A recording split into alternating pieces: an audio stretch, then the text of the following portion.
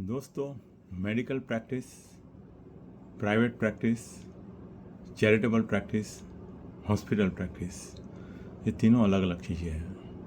जो लोग हॉस्पिटल में प्रैक्टिस करते हैं उनके लिए चार्जेस कितना पेशेंट से लेना है वो उन पे डिपेंड नहीं करता है, बट सीधा हॉस्पिटल वाले पे डिपेंड करता है।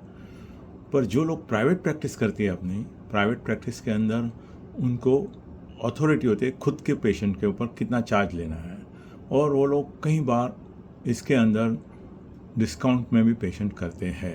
To increase their practice they do even discounted patients which are not affording but they want to come to the private. ये उस तरह के पेशेंट होते हैं जो अफोर्डिंग नहीं होते हैं लेकिन उनको प्राइवेट टाइप की प्रैक्टिस चाहिए। That's why they don't go to BMC और म्यूनिसिपल हॉस्पिटल्स, क्योंकि वहाँ तो फ्री में होने वाला है, but they are coming to you for this reason. अभी ये प्रॉब्लम यहाँ होता है कि जो बीएमसी में डॉक्टर लोग करते हैं उसके अंदर अगर गलती भी हो जाती है तो बीएमसी हॉस्पिटल को खुद को जिम्मेदारी लेनी पड़ती है। बहुत बार पेशेंट को भी समझता है कि ऐसे मिस्टेक हो सकती है, क्योंकि यहाँ डॉक्टर लोग फीस नहीं लेती है, फ्री में करते हैं काम, मतलब कम पैसे में करते हैं, बहुत ही कम पैसे में करते हैं। और जो लोग प्राइवेट में आते हैं, पेशेंट में be poor but wants A private service because they know this very well कि बीएमसी और वहाँ पे जाएंगे तो शायद उनको वो सर्विस नहीं मिल पाती है जो उनको मिलनी चाहिए, and that's why they come to the private telling the doctors to please write a discounted price so that they can visit private doctor in private hospital, in private clinic, wherever it may be. अब catch यहाँ पे है doctors के लिए। जो doctors लोग बहुत famous है उनके लिए ऐसे काफ़ी प्रैक्टिस होती है डिस्काउंटेड वाली भी। और डॉक्टर बहुत बार ये होता है कि वो सोचता है कि इसके अंदर हम पेशेंट को बेनिफिट हो इस तरह से बात करें, और ये कैच के अंदर लोग फंस जाते हैं। मेरे एक पेशेंट था जिसको कैंसर हो गया था और उसको डिस्काउंट में पेशेंट को ट्रीट किया जा रहा था सम ऑन्कोसर्जन्स के पास। ऑन्कोसर्जन ने उसको बताया नहीं कि इसको अगर हम सर्जरी करते हैं, कीमोथेरेपी करते हैं, रेडियोथेरेपी करते हैं तो शायद वो बच सकता है। हालांकि मैं मानता नहीं हूँ ऐसा हो सकता है, cancer means cancel is my policy, but उसने इसको सही रास्ता बताने की कोशिश की और पेशेंट को बोला कि आपके अंदर हम ट्राई करेंगे सिर्फ दवाई से अच्छा करने के लिए। When patient came to me for investigation, I found that cancer has spreaded a lot than what doctor has seen in the first case when it was a localized one. Naturally report will go as if there is a spread of the cancer. अभी उस बंदे ने doctor के ऊपर case क्यों नहीं किया जाए ऐसा मुझे सवाल किया। मैं बोला भैया, आपको जब आप गए वहाँ डिस्काउंटेड पेशेंट के अंदर आपको ट्रीटमेंट भारी पड़ जाएगी ऐसा सोच के डॉक्टर ने बोला होगा आपको, और आप अगर उसके ऊपर इस तरह से बात करोगे तो किसी और को ये सलाह नहीं दे सकते हैं, और उन्होंने कोई गलत सलाह तो दी ही नहीं है, because cancer is like that. पर वो बोलता है नहीं, हम शायद उस टाइम पे ऑपरेट कर लेते तो शायद बच जाता पेशेंट, मेरा इतना स्प्रेड नहीं हो जाता। तो सवाल ये होता है कि इस तरह के केसेस ऑन्को सर्जन्स हो या ऑन्कोलॉजिस्ट हो या टॉप लेवल के कंसल्टेंट हो या जनरल प्रैक्टिशनर हो, कोई भी हो, पेशेंट जब आपसे डिस्काउंट मांगता है तो यकीन मानिए उसको प्राइवेट सर्विस चाहिए, प्राइवेट तरीके की चाहिए, और डिस्काउंट उसके अंदर चाहिए, पर उसको छोड़ के डिस्काउंट नहीं चाहिए। उसको अच्छी सर्विस चाहिए, उसलिए वो आ रहे हैं, नहीं कि डिस्काउंट अमाउंट आप ज़्यादा दोगे उसलिए आ रहे हैं। आप समझो, आपको अगर नहीं परवड़ता है इतने सारे पेशेंट को डिस्काउंट दे के काम करना, क्योंकि आपके प्राइवेट पेशेंट भी वहीं बैठे होते हैं।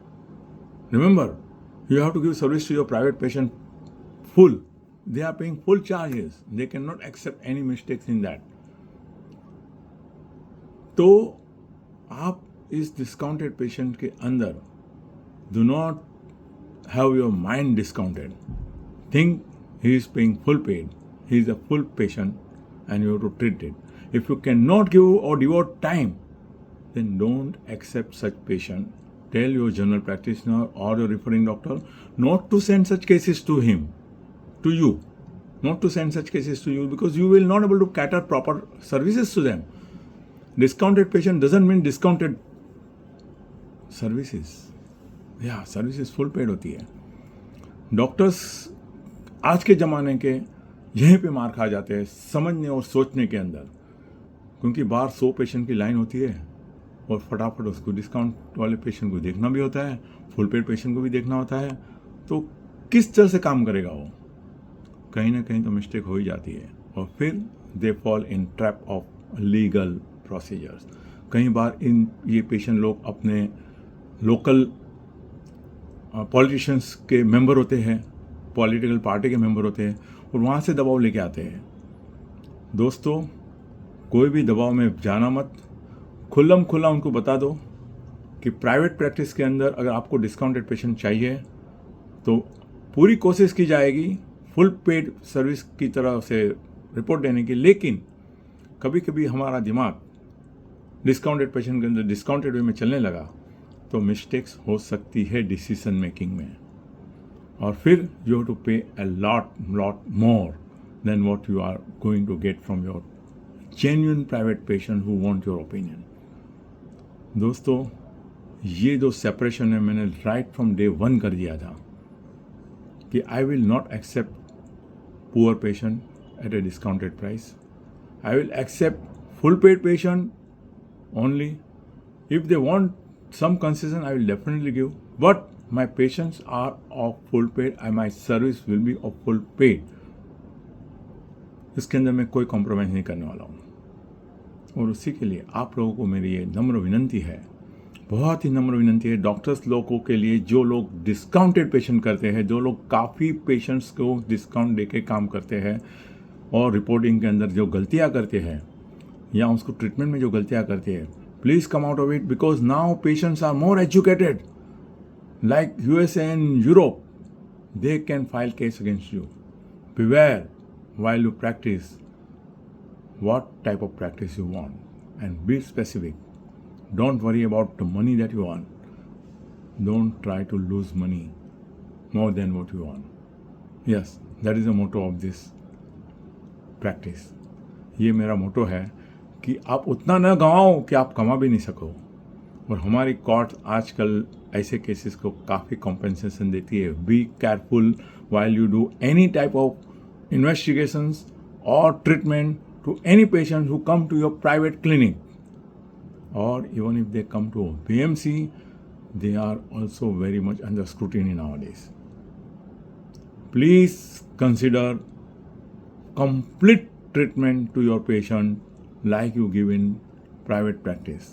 Never ever compromise. और ये मैंने सीखा है मेरे गुरु से जब मैं 3rd MBBS में था और मुझे एक क्वेश्चन पूछा गया कि ये पेशेंट जिसको टीबी है आपने डायग्नोस किया है उसको क्या दवा दूंगा. तो मेरा पहला सेंटेंस था कि because he looks poor I will like to go for this treatment. अगर नहीं पुअर है तो मैं ये ट्रीटमेंट देना चाहता हूँ. और मुझे सीधा एग्जामिनर ने बोला कि doctor you are suppose to look at the disease and not at the patient's pocket. वो कहाँ से पैसे की अरेंजमेंट करता है वो आपकी जिम्मेदारी नहीं है, बट आपको सही और अच्छी ट्रीटमेंट देनी है. आप उसको बता सकते हैं कि ये ट्रीटमेंट का इतना खर्चा हो सकता है, आप ये ले सकते हो या तो ये ले सकते हो, but never ever compromise on that. और तभी से मेरे दिमाग में बहुत ही सही तरह से बैठ गया है. No patient is poor as far as his life is concern. He can bring money from anywhere. Your duty is to give the correct and the perfect guidance. Thank you, doctors who are listening to me for this video. Thank you.